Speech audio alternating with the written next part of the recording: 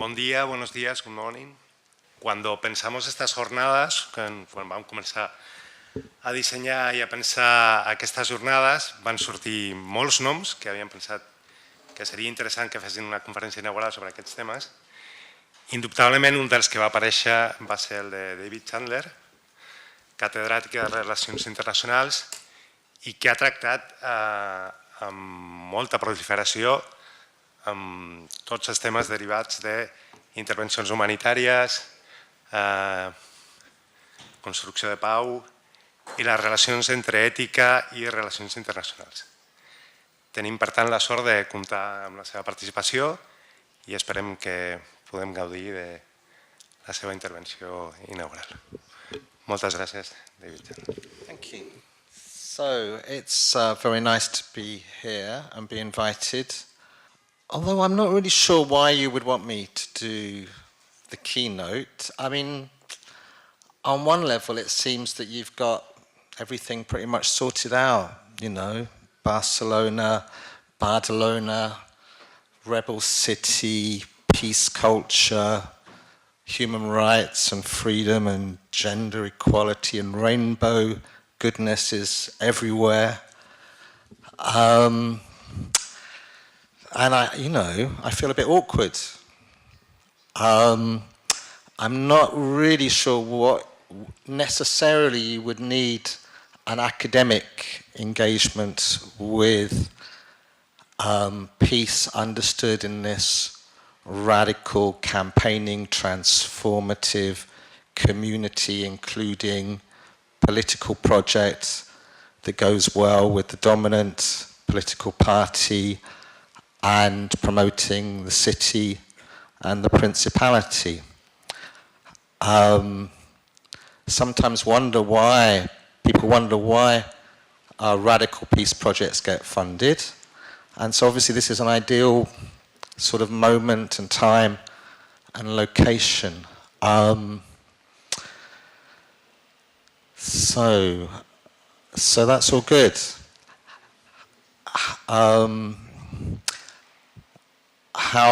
However, I did sort of get a feeling that when we're talking about peace beyond security, there's a number of other times and contexts and discussions in which we have those things. And the relationship between peace and security, I mean, there doesn't have to be really a relationship. It's quite a discursive political framework. You could ask some people, what is peace?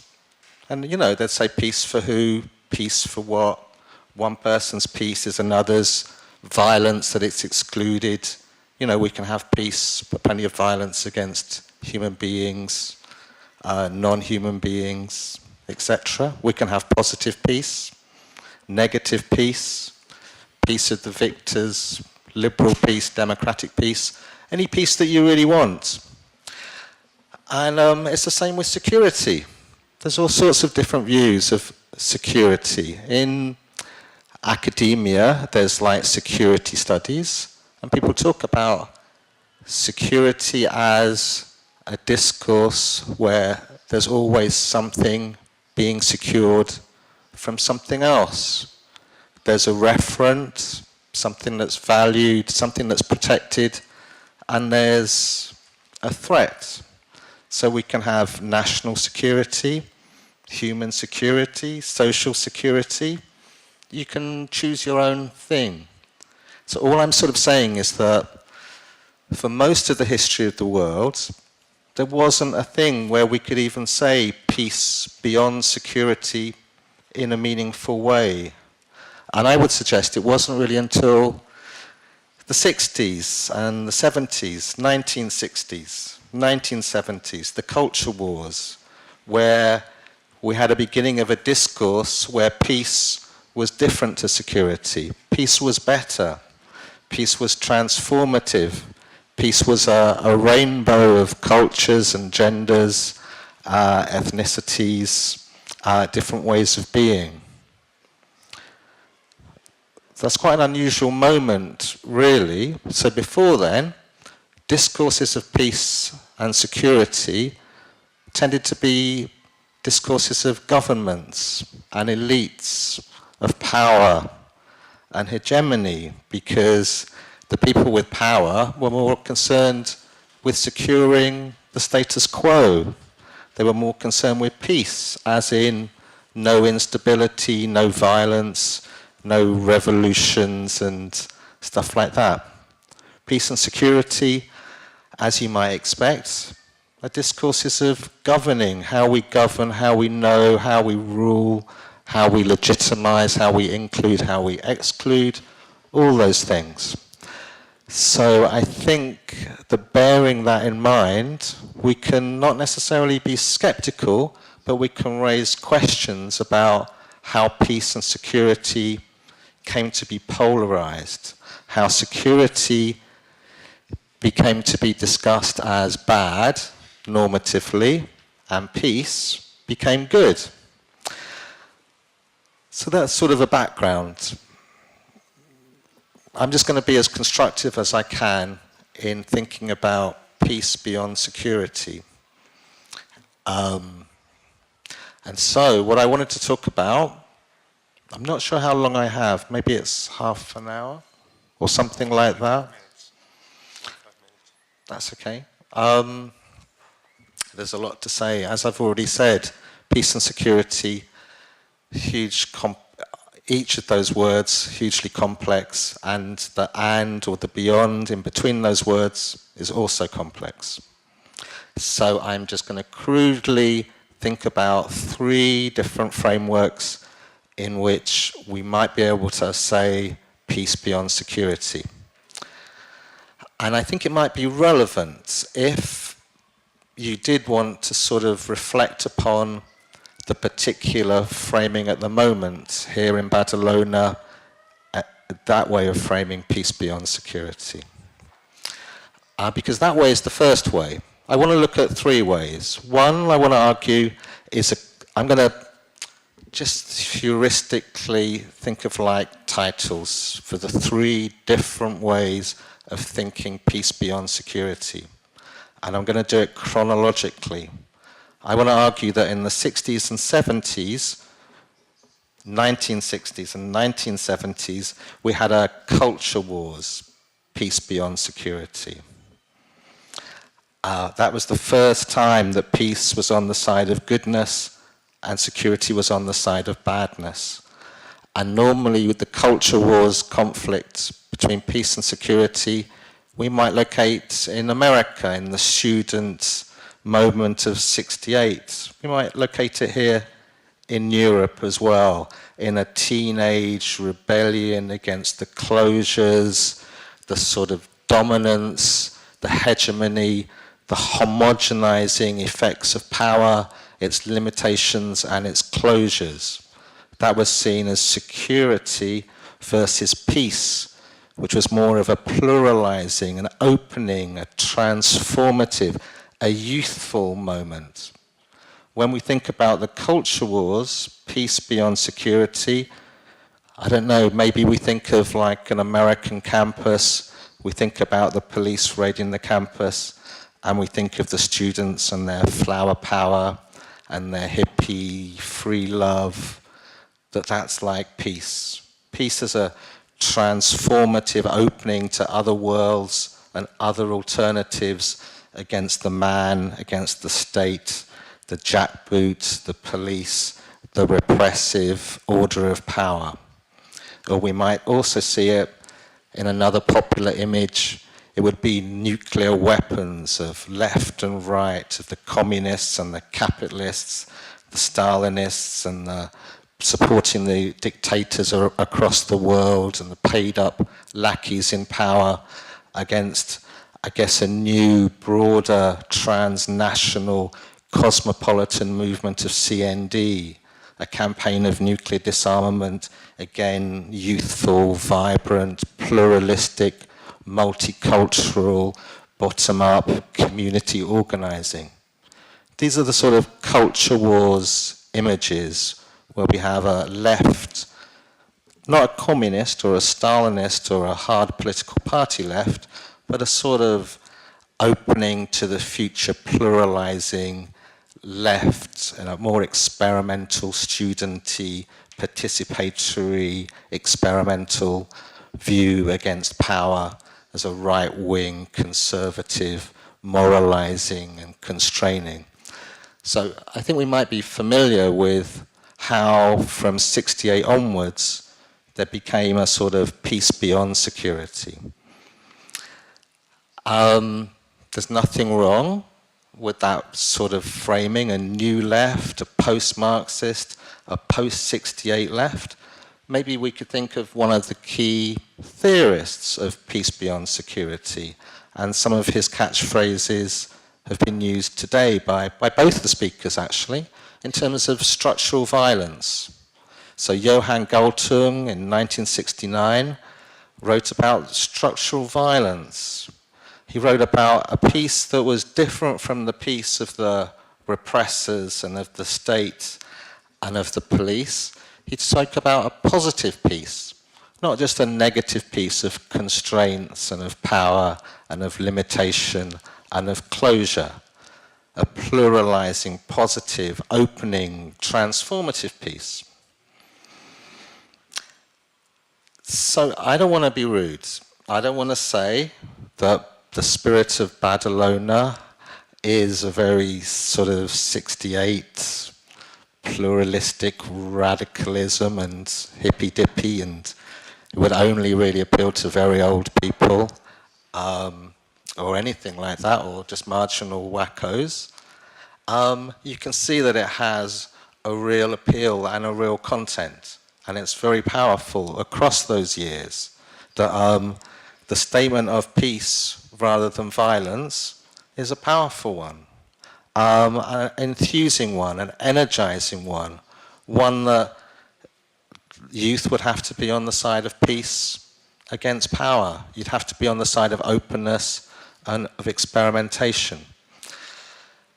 Now, what I want to argue about, not argue, in a constructive way, I want to argue that we want to keep those aspects of peace. In our institute here, we want to match the politics, the sort of rebellious city power, with an academic understanding of what peace beyond security might mean today. We want to mix the best of both worlds. We want to take a sort of radical oppositionist politics, which maybe has relevance in some places, but not everywhere, and may be difficult to turn into a more project-like program to get international funding, to be seen as cutting edge intellectually, politically, and practically. We want to sort of take that politics of 68 and give it life and meaning in today's world and today's context. That's what I'm guessing the purpose of today might be. And all I'm suggesting is that in order to do that, we need to think about what happened since 68, how our debates about peace and security have changed, how in many other parts of the world, peace isn't the side of goodness. For many people in many parts of the world, peace and security have become similar. It's very difficult to argue what peace beyond security might be. So, what I wanted to talk about, I guess, now, I think we have a shared view of the birth of peace beyond security, the culture wars perspective. So I'd like to spend a bit more time on the second iteration of peace beyond security, which in many ways, these separations are sort of heuristic or for explanatory purposes. There's a lot of continuity. So the second one, the second peace beyond security, we might call it a new wars discussion, a discussion of the 90s and the 2000s, where it wasn't just the peace culture that we have here, it was also the peace building culture. Something happened to peace. It turned from being a domestic matter of politics, a struggle at home against the church, against tradition, against the state and policing, and it became internationalized after the end of the Cold War. there was a slightly different debate about peace beyond security. And I'll talk about that for a small amount of time before I go on to what I consider to be much more important in terms of what I consider, what do I know? I've only just got here, I don't know the people from the centre. Maybe they won't even be interested and they'd rather stick to the 60s rainbow peace stuff. But nevertheless, I just have to do what I have to do. So I want to talk about, I guess, the political ontology of peace, the peace of the 2010s and the 2020s, how we could rebuild a new view of peace beyond security after what many people might say as the disastrous lost decades of the 90s and the 2000s, when it seemed that peace was no longer going to be able to go beyond security, and in fact security seemed to have gone beyond peace. The second thing, the new wars thing. So, I'm going to have a sip of water and then I'm going to do the second peace beyond security, the new wars of the 90s and the zeros.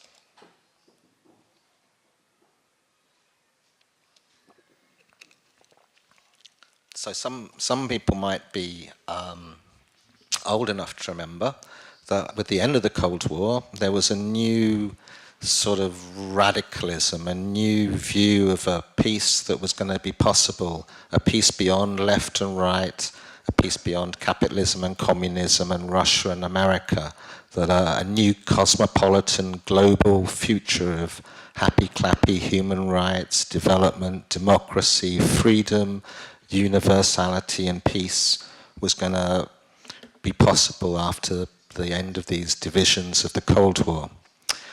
Many of the people involved in those movements and that very positive outlook of global civil society, of cosmopolitan democracy, of liberal peace, liberal internationalism, cosmopolitan peace, all of these different things, a lot of them had roots in the cultural wars of the 60s and 70s. A lot of people involved in European campaign for nuclear disarmament, grassroots mobilizing, community politics. A lot of those people, especially the ones that weren't involved in traditional hard left politics, that didn't have any sympathy for the old communist parties of Eastern Europe, they were very keen in the opening up and the end of the Cold War and making new communities, new pluralities, and a new openness, a new spirit of universality and equality. I remember, I'm fortunate to, or unfortunate to be old enough to remember those sort of approaches. So it's hard to imagine now, but in the early 90s, or in fact pretty much the whole of the 90s, people were super positive about international peace. And they were super positive about global transformation. And the only barriers were the new elites and the dictators and the genocidal killers in Serbia and Croatia and Rwanda and parts of the world that seemed resistant to this new cuddly rainbow coalition that had now gone global. So there was many debates and discussions over the last 20 years over how we could globalize and internationalize and universalize this peace process. As you're aware, those last 20 years have been seen as disappointing.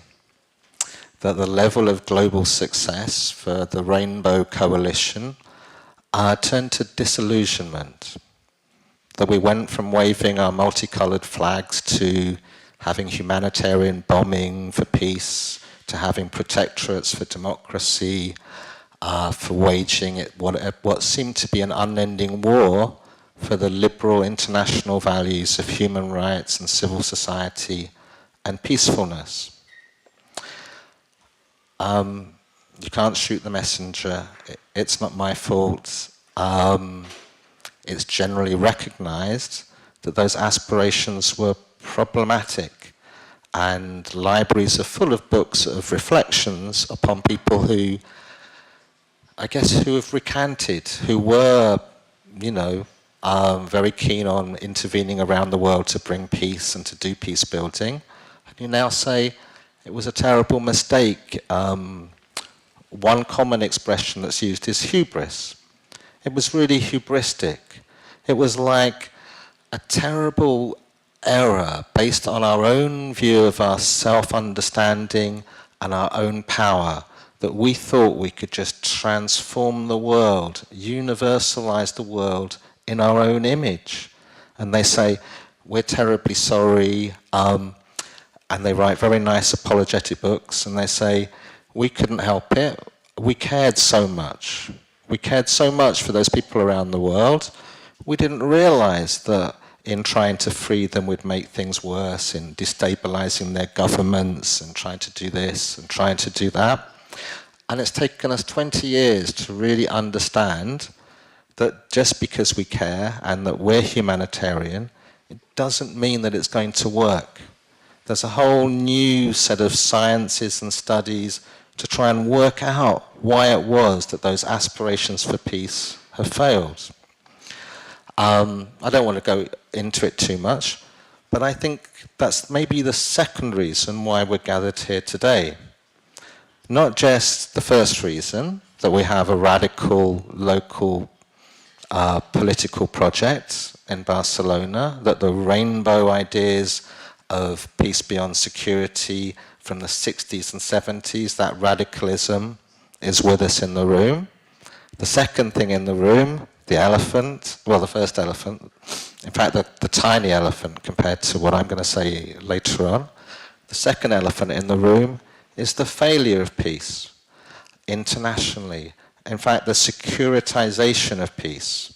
That what started off as a universalizing project of love and harmony and collectiveness and a grassroots removal of structural causes of violence turned into 20 years of bombing and oppression and protectorates and peace processes that never ended.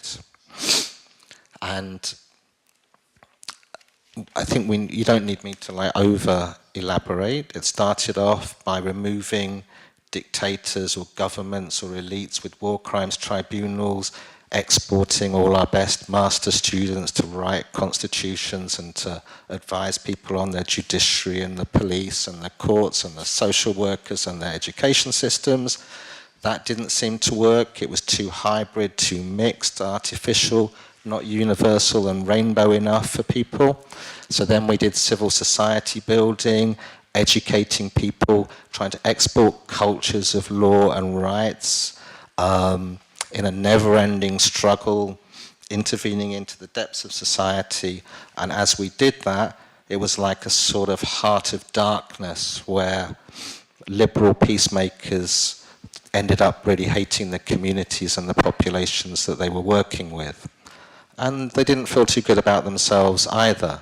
But it seemed that there was a terrible bind, a terrible contradiction in wanting to bring peace, but in failing and then realizing that the problems were even worse.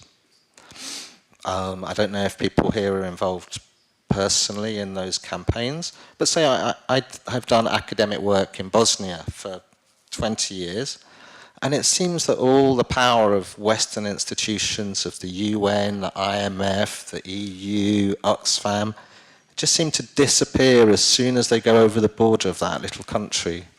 And then it's like, well, they must be to blame. The problems are even worse. They're so less civilized. And, it was a horrible, horrible sort of discourse of peace. Anyway, the failure of peace is why we're here today. And that failure, the 90s and the 2000s failure, the turning of peace into oppressive security, the securitizing of peace, posed huge problems for people. And in that experience of failure, I think what we meant by peace began to be transvalued. Which is why when we bring back peace beyond security today, from today in the future, here, if you are interested in bringing back peace beyond security, is going to be a different peace. Our understanding of that openness, the processual, the plurality of the peace of the 60s and 70s has been sort of amplified and intensified by the failure of that liberal universalism, the failure of peace as a telos, peace as goals, peace as a universal framework, peace as something that some experts can understand and export to somewhere else. If we are going to do peace beyond security, we would have to do it in a different way. Not the peace that we are, or our experts, or our institutions are bringing to somewhere. Not the peace of hubristicness that celebrates how civilized we are, how we have a culture of peace that we're going to enlighten other people with. Doing that, people will be suspicious. People will say, you haven't learnt the lessons of the 90s and the 2000s about peace not being securitized. So, that's like the new wars, peace beyond security, the failure of peace, the inability to separate peace from security. So today, when he's in academia, where I work, I spend a lot of time hanging out with people that normatively like peace. And they're all very depressed. They're all saying, no one's interested in peace anymore. Everyone wants to do resilience, or everyone thinks that peace is just an elitist, dominant, colonial, hegemonizing thing. Dave, how can we convince people that peace is still good? How can we bring back the rainbow days of the 60s and 70s? So, I've still got 10 minutes or something. So this is what I think. In terms of how we get over the problem, I think we need to think of it's not very catchy, the onto-political peace. It's difficult because post-liberalism doesn't really work, and post-modern peace, that's not going to be any good. We need to sort of still keep some modernist legacies of peace as a good thing. Anyway, what I want to suggest is that we can't revive the rainbow peace of the past, and we can't save the new wars type of peace. We can't learn some lessons of bringing peace to other people and saying, yeah, now we can do it better or more properly. We just needed more money, more training, more time, something like that. Those two options are off the table. So we need a peace that's against security, beyond security. So first of all, we need to think today, in 2017, what do we mean by security? How do we construct an understanding of security that we can be critical of to then do peace beyond security? So, I'm guessing we're critical of aspirations of security not because they're too conservative. In the 60s, security was a conservative gesture. It was about the status quo, keeping everything as it is. Right wing, when we had right and left. Anyway, but today, people say that security is too hubristic. It's too aspirational. It's not really recognizing our vulnerabilities. So the thing with security, it still has all those conservative things there, but our criticism of it is really that it's hubristic. It's refusing to see our interconnectedness. Security discourses, let's see, first thing, what's wrong with them? They're too binary. They're too us and them. Now, obviously, if you're a rainbow left you're very us and them anyway, as we heard today already, our political party is really good, but those other ones, they want to do things really wrong and really badly, and it's very important to do left-right politics.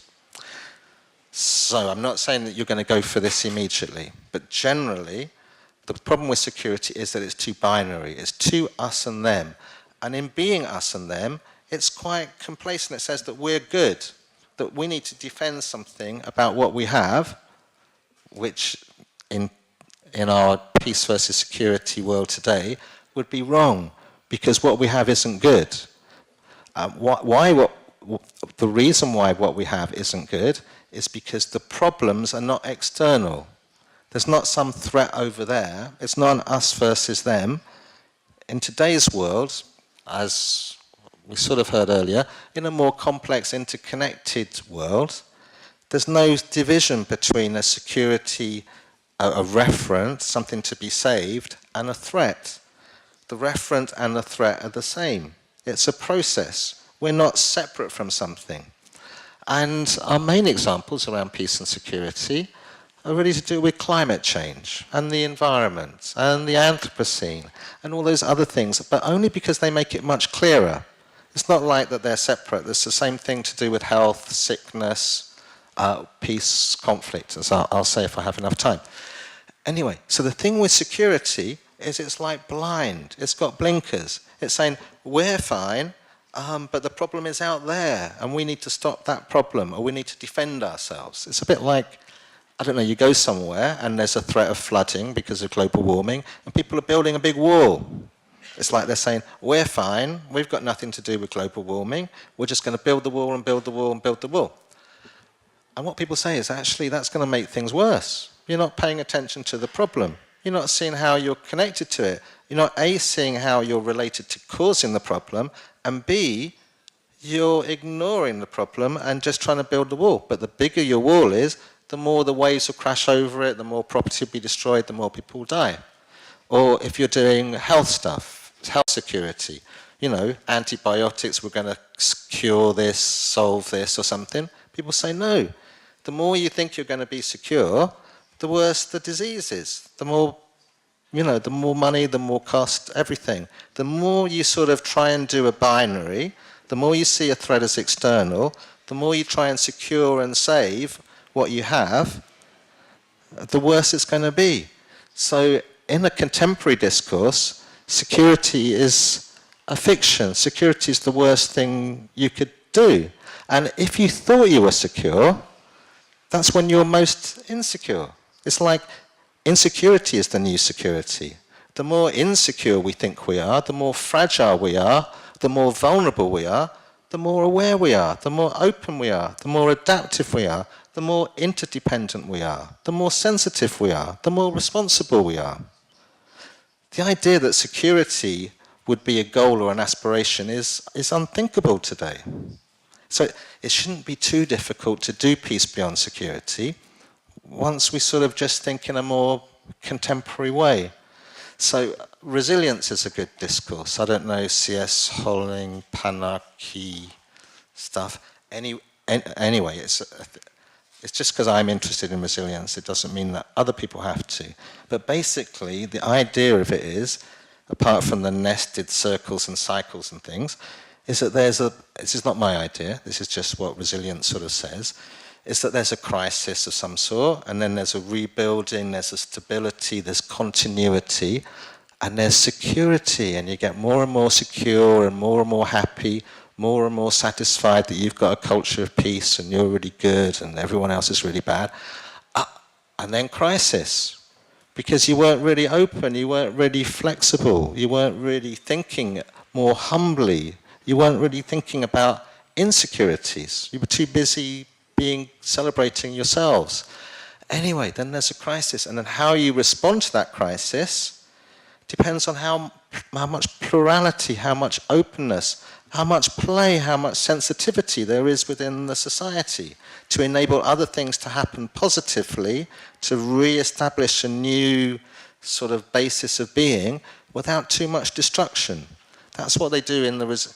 It's not my view, it's just what they do in resilience. But in that world, security would be a problem. Not only because it's false, but because you're stultifying, you're undermining the possibilities of being adaptable and flexible and resilient.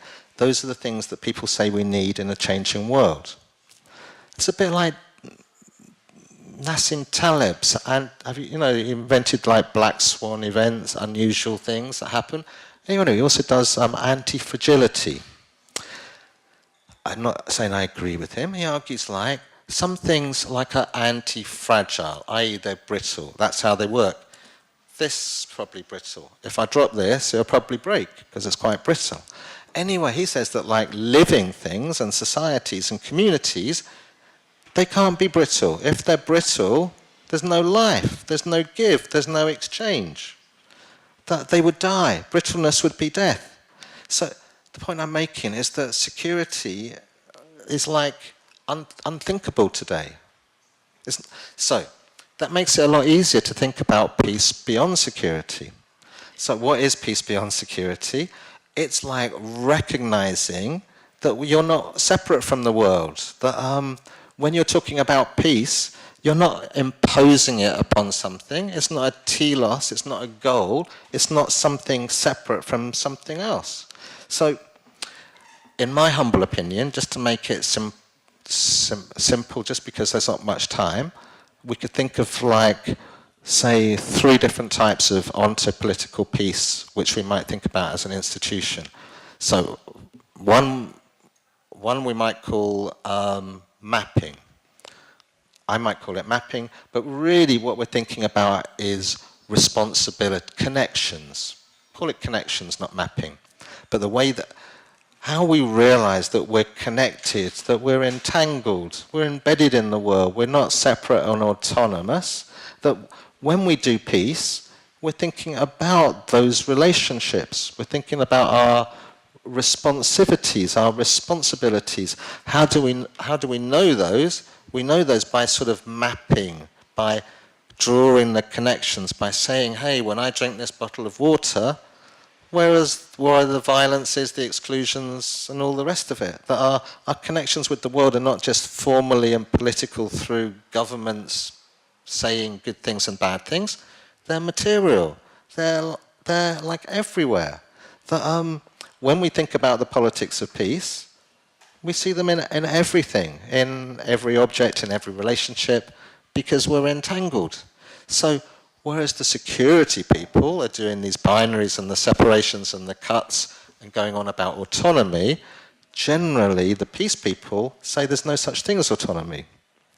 I'm not saying that just to wind you up, because it's all about autonomy and rainbow coalitions and stuff as a radical stance. But peace today says there's no such thing as autonomy. That the more we think about autonomy, the more we're doing security, the more we're cutting ourselves off from the world and off from problems. Anyway, so mapping, that's important. We can do that in school. We can do it in schools. It's very practical. Peace becomes an everyday thing in our complex and entangled world. Second way we do peace. 3 minutes or something? Second way we do... No, it's okay, because I'm bored. I mean, you know, I know what I think about stuff. It's like boring for me. I'm not that boring, don't worry. Don't feel sorry for me. It's a huge privilege and everything, of course. Anyway, so the second thing we might do peace is like sensing. So how we see things properly. How we see things as both and, not either or. Yeah, I know you've probably heard that before. The world of peace institutes is like either or, peace or conflict, peace or war. It makes me cringe every time they do this thing, like as if peace and conflict were like separate boxes.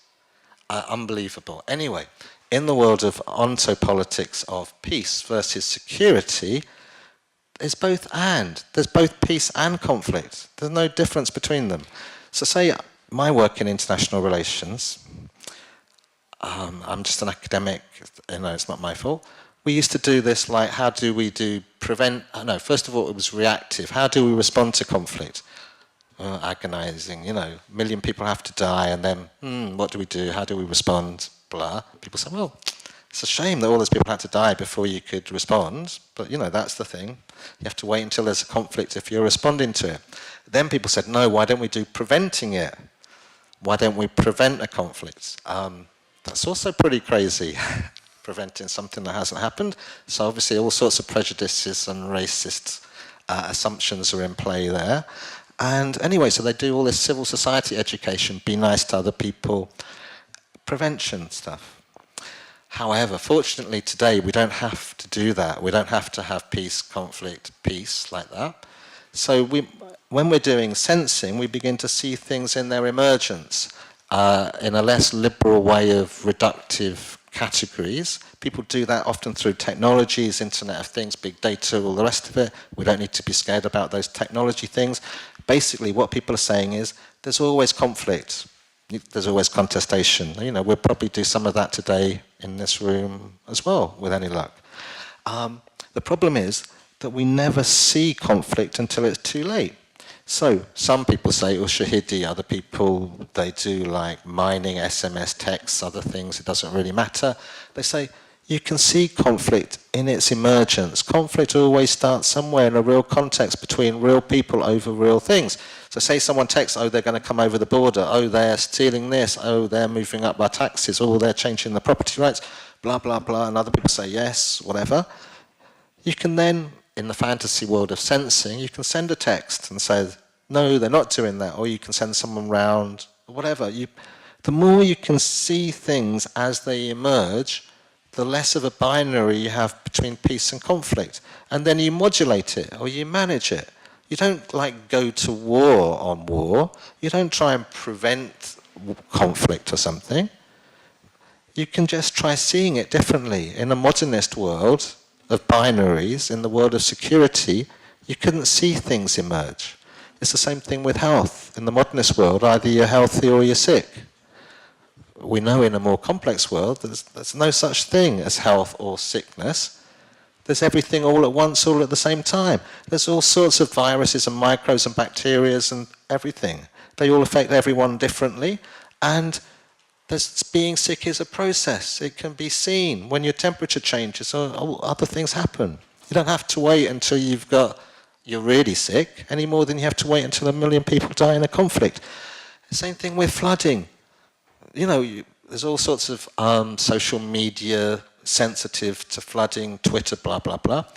There's no difference if you're in a city of like Jakarta, where the river is everywhere and it could flood anywhere. There's no flooding, non-flooding. There's just being able to see things and be aware of them.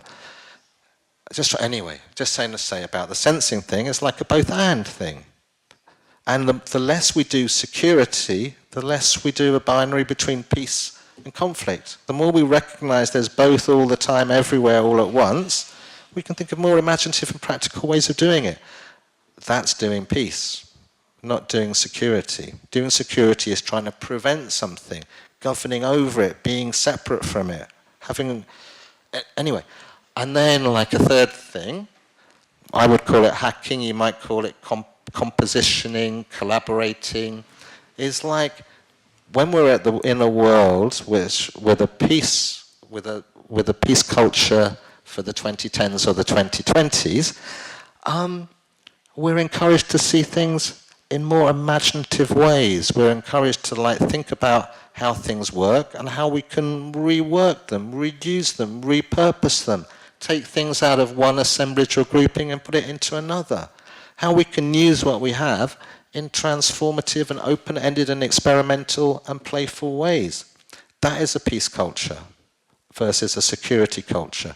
Security cultures are always seeing things with fixed essential properties in fixed essential relations. We realize that a peace culture for the future is one where we're living that peace. Peace is not going to be something separate from being and living and experimenting and engaging in open and transformative ways. In that peace culture, we change, the world changes in a continual process. Anyway, all I'm saying is that even though it seems, in conclusion, even though it seems bleak on the face of it, to mix a rainbow transformativity from the 60s with words of like peace, which have been seen to be failed and securitized in the 90s and 2000s, I think it is possible. I think it is possible today to do peace beyond security in wonderful, interesting, politically relevant, creative and transformative ways. So good luck with that. Thank you. Very much. Hola. Sí. Gracias, David, por tu intervención y por sugerirnos muchas cosas que nos harán reflexionar. Has hablado del pequeño elefante que había en la sala, pero quisiera saber el gran elefante que has dicho que dirías después, si es esta tríada de cómo vemos la paz ahora o hay algún otro elefante grande que te has olvidado de mencionarnos. I still haven't delayed long enough to think of the answer to the question. So the first elephant in the room was the discrediting of peace in the 90s and 2000s, which people handily forget about. The second elephant in the room, I guess, is that to make peace come back beyond security, it's going to be a different peace. It's going to have some of the aspects of pluralism and celebration of difference and diversity and of openness, but it's not going to have the modernist politics. It won't have the separations of saying, we're going to do this, we're going to transform that, this is our goal, this is our program. It's going to be a peace that's like imminent. So I try to call it what did I try and call it? A political ontology of peace. It's a peace that's there it has to be in the world. It's being suborned to the world in its creative pluralities and stuff. It's not really nice for a traditional lefty. It would be the most reactionary, terrible, like myself. It's difficult. So the last audience that would appreciate peace beyond security that we have today would be those schooled in political struggle, in left-wing projects, who have a lot of love for ideas of autonomy, struggle, binaries, us versus them, futures that are going to be different from the present. This peace, there isn't those things. It's not like a left project, because the left project was destroyed already in the 90s and the 20s. Peace as a left project could only ever be securitized unless there was some proletarian revolution or something to give it some content. So that's why it was such a big elephant. I didn't want to say those things. But I've done it now. Quería preguntarte qué es lo que tú pones de contenido como paz. ¿Qué es para ti la paz? Porque yo creo que para muchos de nosotros sí que coincido contigo en que desde los años 90 y eminentemente desde la década del 2000, cuando los estados confeccionan sus estrategias de seguridad, lo que hacen es suponer que paz es equivalente a estabilidad, es decir, que no haya en el interior rebeldía, protesta, descontento contra el orden establecido, y por otra parte la seguridad como la puede entender el Estado. Pero cuando yo estoy considerando la paz, a mí sí que me ha sorprendido que pongas la paz contrapuesta al conflicto, porque conflictos estamos llenos en nuestra vida de conflictos. Convivimos con los conflictos. Para mí la forma distinta de una respuesta securitizadora a una respuesta de paz es cómo respondemos al conflicto. En la respuesta securitizadora presupone que la respuesta será violenta y por tanto hay que actuar contra esa violencia. En cambio, desde la paz presuponemos que la respuesta al conflicto no tiene por qué ser violenta, que puede ser de otra manera, que el conflicto todo lo que tenemos que hacer es abordarlo, negociarlo, llegar a acuerdos, y en ese caso es cómo los humanos convivimos con el conflicto, cómo los humanos gestionamos nuestros conflictos, desde los intrapersonales, interpersonales y los conflictos colectivos. Y a mí sí que no me ha acabado de resultar entendedor qué es lo que estás tú presuponiendo como paz de forma contraria a la securitización y la estabilidad, que es el otro elemento que creo que no estabas comentando. Good question. I realized that there were so many elephants in the room that I didn't want to talk about. So, when I was saying about the discrediting of peace in the 90s and the 2000s, I was being a bit populist and saying that it was only discredited as being a top-down, colonizing sort of move. Unfortunately, the discrediting of peace, there's also other sides to it.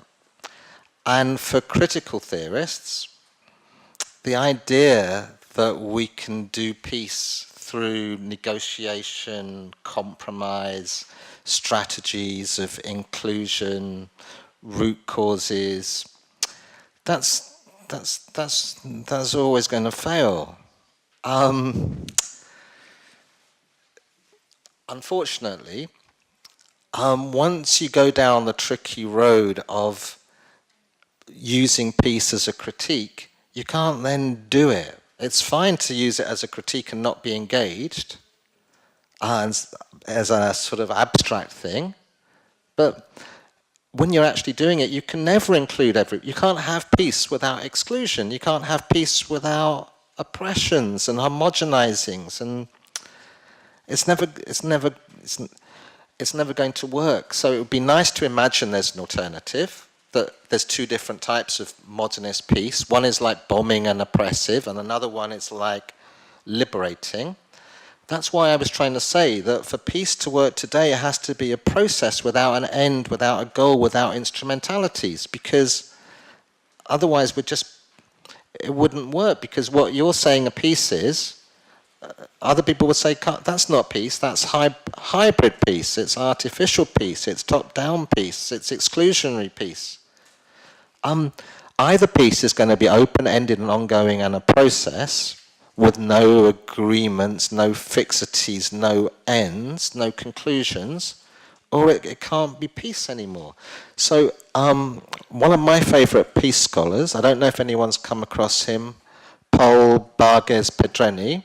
He comes from Barcelona, but he works at a German peace institute. He talks about the transvaluation of peace. And he's sort of quite right, because in the 90s and the 2000s, when modernist views of peace died, it was seen as a goal, as a telos, as a solution to things. And if you really wanted to do peace beyond security in a contemporary way, I'm not saying you have to, there's many ways of doing peace, and the 60s and the 70s and 80s and 90s, they're all good. There's no objective scientific reason why one type of thing is better than something else. But today it seems that peace has been transvalued, that it's not universal. It's exactly the opposite of universal. It's very contextual, very differentiated, very plural. And it's definitely not a telos or a goal or an endpoint or a closure. It's a continual process of opening. And that's why I think we're lucky, because we can use the roots of the 60s rainbow peace, the sort of culture wars peace, because that's what that peace was. It wasn't a piece of governing, it wasn't the piece of solutions, it was saying no. Your peace we don't want, we're going to call your peace security, your piece of closures and homogenizing, universalizing, and our piece is going to be different. It's going to be open, experimental, exploratory. We can still, the world sort of says that we can have that peace. We can bring it back in our different times. That's what I'm sort of thinking. I mean, many people would agree with you that we can still learn lessons from the 90s and 2000s and do that peace better, have better peace agreements, be more inclusive, intervene earlier, do more, do different, those things. I'm just saying the way that I see it, in the way that academic and contemporary trends are going. I've already said I don't really agree with these things. I'm not normatively arguing for them, but I'm saying if we were to do peace beyond security in a contemporary way, which used the most of what we seem to have, it might be worth thinking about. I'm not saying you're wrong. I'm a big fan of peace agreements and sovereignty and politics and formalization, but just because I'm a fan of something doesn't make it feasible or realistic or anything. Thank you for your lecture. I am happy to listen to you personally, because we can contrast your lecture with Oliver Richmond, who we invited a couple of months ago to a conference like this. And I know your critique to the critique of liberal peace, you know. But as an academician, sometimes I have contradictory feelings, you know, because sometimes in the name of a criticism of modernity by Richmond in the name of hybrid peace, or postmodern authors like David Campbell or Dillon, I think you mentioned Dillon, you know, we are still using Western ways of thought, and we are not listening to the local people, and we are not allowing them to have their own agency. Even in our academic discussions, you know, we are falling sometimes in the trap we are criticizing. Because even when, from a postmodern point of view, we say we have to listen to the local communities, and then we are using Derrida or we are using Foucault. And they are not local communities, they are local communities of France, of the north, you know. And I wanted to comment with you these contradictory feelings even when I encourage somebody to write a doctoral dissertation or something like that, you know. This is, I don't know, how do you feel about that? Thank you. Thank you, David, for your way of seeing, no? Yes?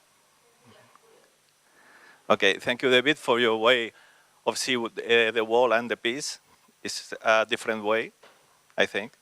I am a local police from this town, and I think that you hate me because this question, but what is the role of the local police or the police in the construction of the culture of peace?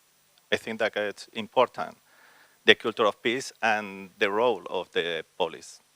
So, I sort of think that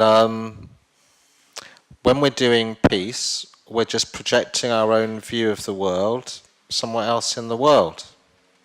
It's quite a colonial project, and we just project our own insecurities. You know, we see what we want to see, those things. And so when we were like happier with ourselves, we projected like we were great and we were wonderful and we were going to transform the world and build big dams and God knows what. Give people wonderful capitalism or wonderful communism. And now we're less happy with ourselves. We're full of guilt and contradictions and like complexes.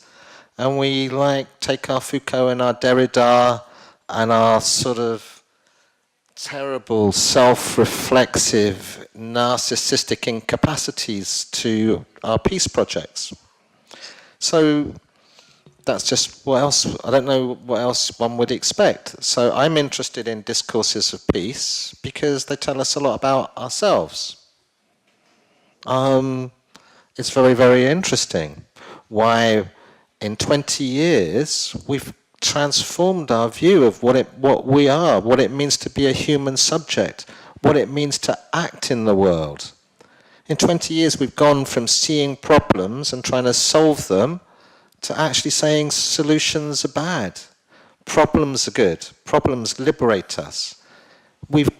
Our transvaluation of peace is the tip of an iceberg of the transvaluation of the modernist project. So it'd be difficult to know what it would mean to do why would we have to list, why would you be there if you were listening to the locals and the locals were doing it? Why would you even have a construction of locals or a problem? I mean, to me, it's obvious that the peace project can't be anything more than just a projection all about us. Doesn't mean it's not interesting. I mean, I'm an academic, I wouldn't do. I mean, you know, it's not my thing, it doesn't make sense to me. But how we make sense of something that doesn't make sense is is of interest to me. So, I don't know if that answers your question. And yeah, so, and policing, what's the role of local police on the ground? I don't know. I guess it all depends on the context. Is there a war going on? What's the relation? Maybe it depends on the relationship between the police and the population. If it's an antagonistic relationship, which often is the case, otherwise you wouldn't really need a lot of police, then it might be negative. And increasingly, in the world of complexity, in the world of datafication, policing is moving more and more away as collectivities sort of police themselves through a sharing of information in real time, would be the sort of way of seeing it in the world that I'm trying to articulate, where peace is the end of distinctions. You wouldn't need police as a separate thing in this sort of contemporary imaginary of a peace culture. A peace culture would be where, yeah, we realize there's always going to be crime or whatever, but people on their mobile phones will like take geospatially stamped photographs of graffiti, report things, people will then avoid it, that like crime would be managed in such a way as it would change its meaning. And the idea of having some police come in to do something would seem like weird. So I think it's always going to be awkward, because the reason why there is police is normally because there's a gap between police and population. And then, so it's not like the police's fault there's a gap. I mean, necessarily. The gap is probably there beforehand. So I don't know. The solution probably doesn't lie with the police. The problem is like the broader context, is what I'm saying. Maybe the big problem is the kind or the type of the public contact and when we do the public contact, and the concept of a prevention that we have today. Maybe. I'm sure there's lots of aspects.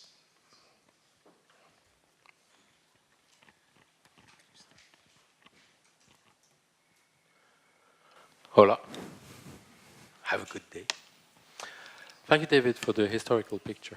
I'll be very short and concise.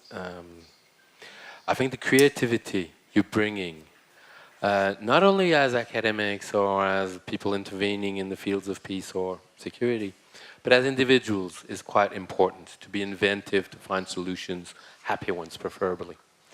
You used the term structural violence. Could you help me draw the plan for structural peace?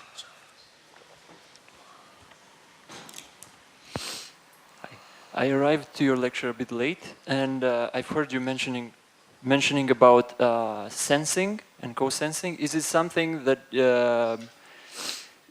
I mean, I've heard about it from Otto Scharmer and the U theory. Are you familiar with that? Otto Scharmer and the U theory. He's also using this structure of... Sounds good. Tell us more about the U theory. Me, right now? Yeah. Okay. So the U theory is basically a process of, I don't know, of change. And it comes from a realization of yourself and the context you are in, and then going through also kind of a spiritual process of realizing who are you, what is the self, and what is your work, and then transcending to, I don't know, to seeing from the future, not seeing from the past. So part of the learning and the problem solving that we are trying to do now is to download the solutions from the 70s or the 60s or from who knows where. And we are not really trying to sense what is the future that is about to emerge. So I was, okay, this is just very, very basic because I'm still learning about it. So the question was if you are aware about that and if you are using these concepts to tailor it to peace building. And the second question is, I'm working in this field of peace education sort of, in this non-formal education. So at one point you were mentioning about, yeah, let's do prevention by doing educational projects to build awareness about what conflict is and what are the different dimensions of peace that we can work on and so on. And my question is, we are teaching the Galtung approach, you know, that conflict is a neutral thing and it depends how we manage it and and with structural violence, cultural violence, direct violence, and so on. What would be a sensing approach towards peace education and towards, making peace, I don't know, attractive, let's say, to young people these days? Yeah, that's it. Yeah. Good questions. So what would structural peace be? So as we know, maybe we know from Galtung, we can see structural violence as, I guess, deep social, cultural, ecological, economic fissures, constituting violence in many modes and ways of being. So what would structural peace be like? I guess it would be death, an impossibility, extinction, annihilation. Difficult to imagine, because life, the definition of life, without being all Freudian, is that life is constituted as beings which are less complex than their environment. Otherwise, there wouldn't be a separation between different things. And the nature of that separation means that only so much information goes in. That the need to die or the need to come into conflict is part of being and existing, essentially. So it would be difficult to think philosophically for me about what structural peace might be. And it doesn't sound too appealing, even if it was thinkable, for me personally. Anyway, in terms of the question about the U, I haven't come across the U theory in terms of sensing, but I sort of think that your perspective from what you were saying about the U theory as a journey of self-discovery and also about the use to do peace education, it seems a bit unlike the sensing that I'm talking about. It seems very human-centered, maybe a bit mystical, but the idea of educating for peace would be the opposite of what I'm referring to as the ontopolitics of peace. It's too hierarchical, too patronizing, too security-like. For someone to appoint themselves as the educator for peace just sounds like totalitarian to me. And the idea of the self-discovery thing also seems problematic from the little I know about it. The thing about sensing is that it's like it's about subordination to being. Everything is always there, all together, all at once, without distinction, in a more complex ontological world, and therefore it's really a matter of responsing, of sensing, of modulating, of seeing things in their emergence. And when we see things in their emergence, we're not making distinctions between different things. There's no different states, good, bad, sick, healthy, peace, conflict, land, air, flooding, not flooding, human, not human, male, female, citizen, non-citizen. All of those distinctions, all of those binaries that fill the world of modernist peace could only ever be seen as securitizing today. They could only ever be problematic. That's the sort of the big elephant in the room. If we really, really wanted to do peace beyond security, I'm not saying that we should want to, or that it's a good idea.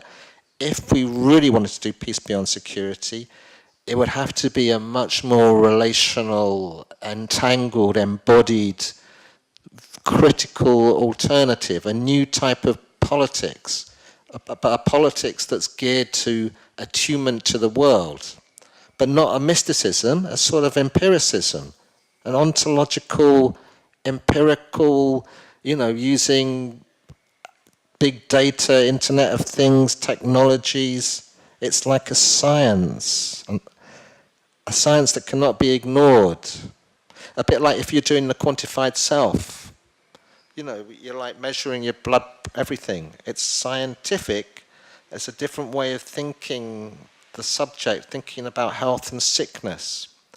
Imagine, I think the contemporary imaginary of peace thinking is like that, a self, communities as quantified selves, as being aware of conflict, as being aware of environmental degradation, of measuring temperatures, air pollution, street traffic. Imagine that self-sensing society where that's being. Peace is being, peace is sensing. There's no cuts and separations. There's no problem solution. Because if there's a problem and a solution, you're doing security. You're not doing peace. In peace, problems are. Being is being.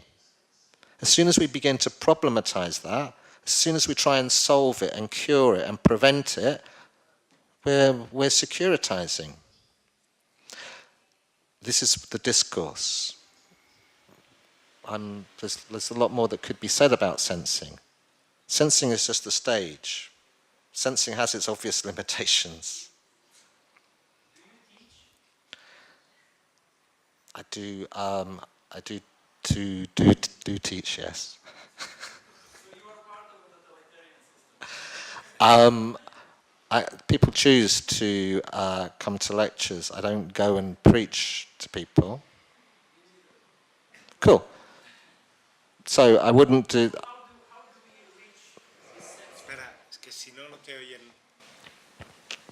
How do we reach, or how do we how do we do this sensing? How do we get this instrument or this knowledge and apply it as part of our thinking and cognitive apparatus? I don't know. So, it's a big topic. In terms of the ontopolitics of peace, this is like one way in which contemporary ways of thinking about peace see things. And one way in which people try and do peace is by a sort of a society of control, a society of modulation, a society of awareness. And I was trying to give a sense of that flavor of a self-regulating society. Like I was trying to give the example with the police, where if everyone was on their phone and reporting not just serious crimes, at the moment, people just report a serious crime to the police. But if you just lose something, there's a broken window, there's some rubbish, you wouldn't really do it. But say if people in your little community were doing that on the phone in real time, and you were choosing to walk somewhere, you would see, oh, someone just robbed that, there's a fight broke out outside of that pub, there's litter here.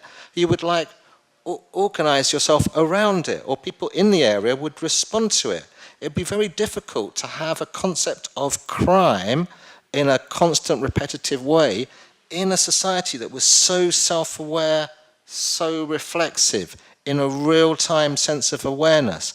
In the same way, societies modulating their own conflict, where you're aware, you can see, you can sense where there's conflict. You can choose to respond to it differently, but that would be a sensing thing. And the key thing in terms of our discussion and for the Institute here is there's no understanding of root causes. In the world of complexity, there's no such thing as causation. It's too reductionist, it's too securitizing. I didn't really mention that. So in the world of the new peace after security, you might, like Agamben, call it a governance of effects. What matters is what's on the surface. Like in your quantified self, it's your temperature that changes, you respond to it. You're not thinking about what caused it. Causes is so linear, so reductionist, so not really peace culture-like. So the old peace culture of modernity, of left versus right, was about the root causes, with like some expertise, some grand knowledge of like how to solve the problems of the world and have a 5-year plan and who's good and who's bad. That's seen as security today. That would be a securitizing move to like solve conflict, remove conflict, tackle the root causes. I'm not saying it's good or bad, but that can never come back as a peace that's beyond security. The only peace that can be on security is one that's modulating effects, is one that's not making cuts and distinctions and binaries. It's one that is involving a self-regulating, self-being, self-knowing, self-organizing community. That's not the old-fashioned autonomy of self-government, because there's no government. It's like collective ways of being in entangled, responsive and sensitive ways. You could call it autonomy and peace, but it just has a different content, and it would be very important if you were thinking about peace beyond security today, to think about the differences, to think about the context, to think about what would it take to bring peace back as separate from security. I'm suggesting that it's all there in the world, it's already sort of done for us. It's just that alternative to security is not often called peace.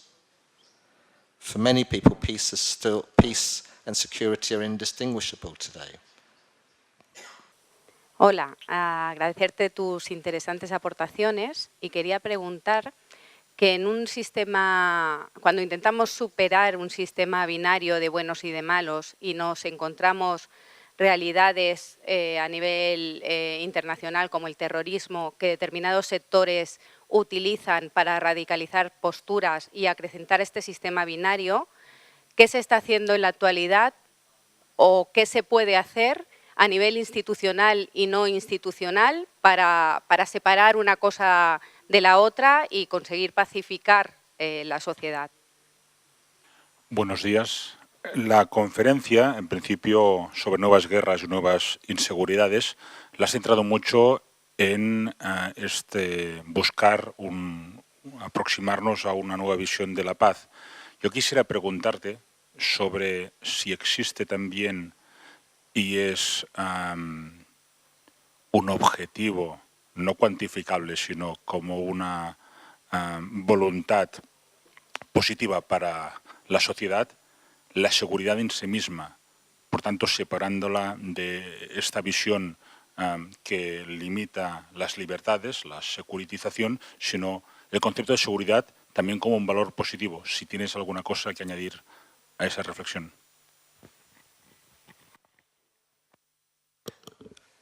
I have two little questions as well. One has to do with research, is more academic, let's say, and one with more policy issues. First one is, you're speaking about this new concept of peace all the time and all these things, in terms of science, non-binary, but in terms of research, then how can we do it if we're not going to search for the causes of things? Just measuring them, but that is a very short viewed kind of science in the sense that, in my view, science must try to explain and to go to the roots and try to propose structural changes. Maybe I'm very old, left-wing fashion researcher. And the second one has to do with also with this peace notion and related with policy issues. Regarding your ideas and what you explained, then even the notion of making an intervention, that we will speak later on that, or peace building almost loses completely sense, no, is it? And there's not an opportunity to make an intervention on another territory that is not yours within the one you're immersed in. Well, just these two things, please.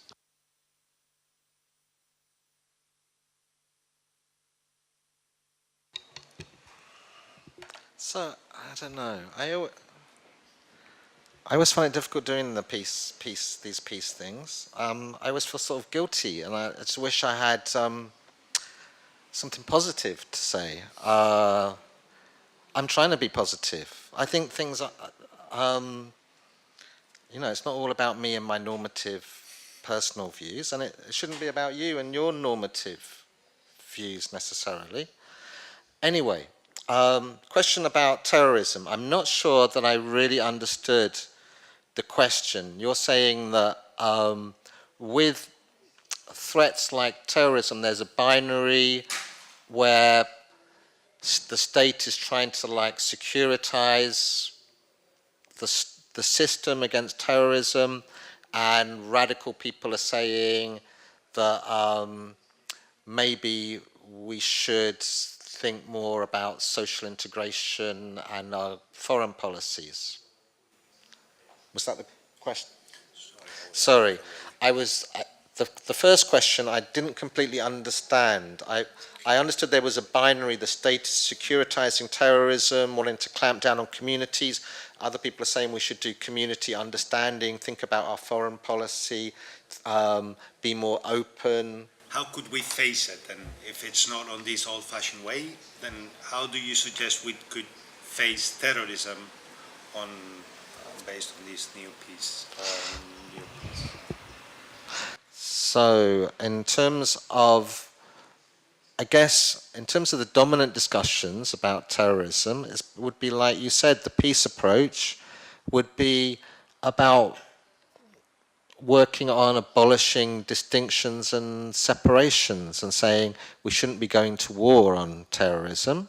We should be reflecting upon our own responsibility. Often that works in terms of what about our Spanish or British or French citizens that are going abroad to fight? You know, we've forced them to do that because we weren't paying enough attention to Islam in our own country, and they've come back and now they're setting off explosions. That's normally how it sort of works, that we need to look at ourselves and how we manage our own questions. The thing about conflict is that when we talk about security and complexity, it doesn't really match with old-fashioned discussions about peace. They're all about binary divisions. They're all about intervening somewhere else. They're all about us, them, good, bad, different religions, different ethnicities. It's a sort of, that's not really where peace is at. No one talks about let's make peace with terrorists or something, or you know. But in terms of the discussion, it would be more likely, as I said, about looking at our own domestic policies. Why is it that British people go abroad to fight and then come back and, you know, terrorize British society? That's the sort of discussion, that it's like our problem. That's how it's discussed, rather than we need to bomb Syria more or Libya. Very few people think that would be the solution.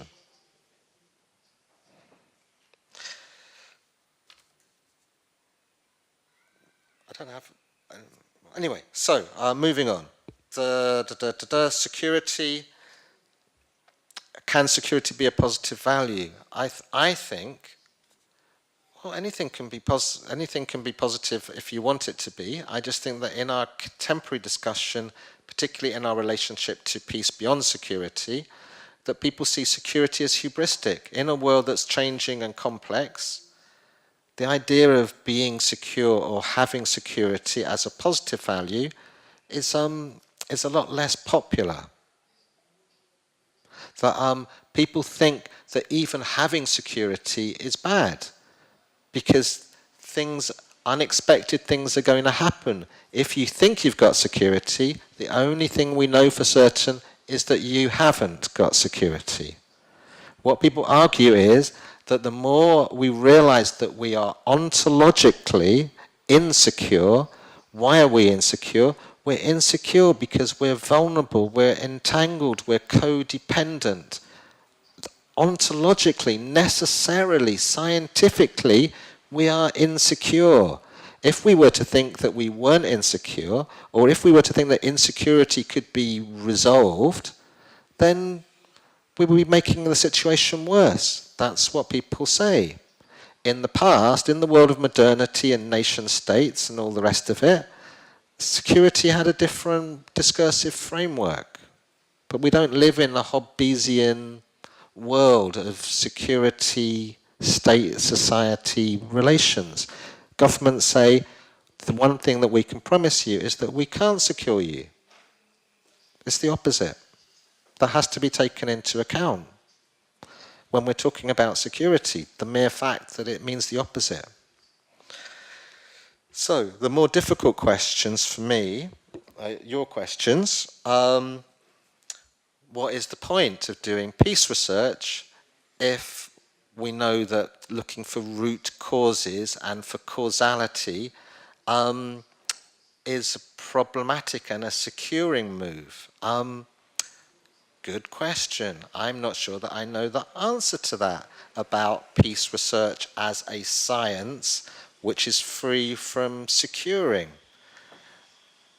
How's that going to work? Traditionally, all sciences, science with a capital S, is seen as securing. It's seen as setting up a hierarchy of knowledge, seen as setting up subjects as knowing against objects, seen as universalizing, seen as taking knowledge out of the world, of its context and its multiplicity and its fluidity, and storing it up somewhere separate.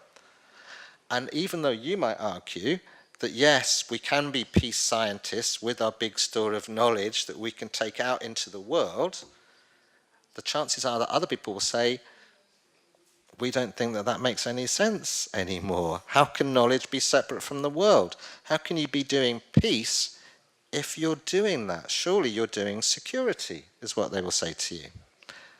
I'm just saying what they're going to say to you, and I'm suggesting that if you wanted to do peace, you wouldn't be able to do peace with a capital S science, because to today's sensitivities, it just looks obviously like security, like a Eurocentric, white, masculine, hierarchical, colonial, racist sort of hegemonic move. I mean, I don't understand how that could ever come back.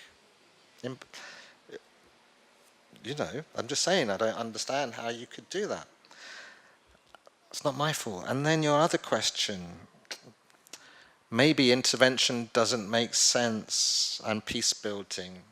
Yeah, I mean, maybe, hello, you know, wake up and smell the cappuccino, or, you know, or no shit, Sherlock, as they say. Maybe it doesn't make sense. Yeah, might be worth considering that for a world where intervention to bring peace or secure peace made sense, that world doesn't exist anymore. Even colonial powers say that that doesn't exist for their own reasons, but for critical peace theorists, it should be obvious that intervention would be never a word in the peace vocabulary, because for the separations and the hierarchies to exist, for intervention to solve someone else's problem and to construct it, I mean, it just doesn't bear thinking about. You can only have intervention if you're having science with a capital S. I'm suggesting that if you want to be contemporary in an academic-y sense, that you can still do peace beyond security, but without science and without intervention. I think I could be wrong, but I think those things are discredited and that they're failed, and that would be my definition of security. But I'm just saying, you know, I'm happy to be wrong. Good. Thank you very much, David.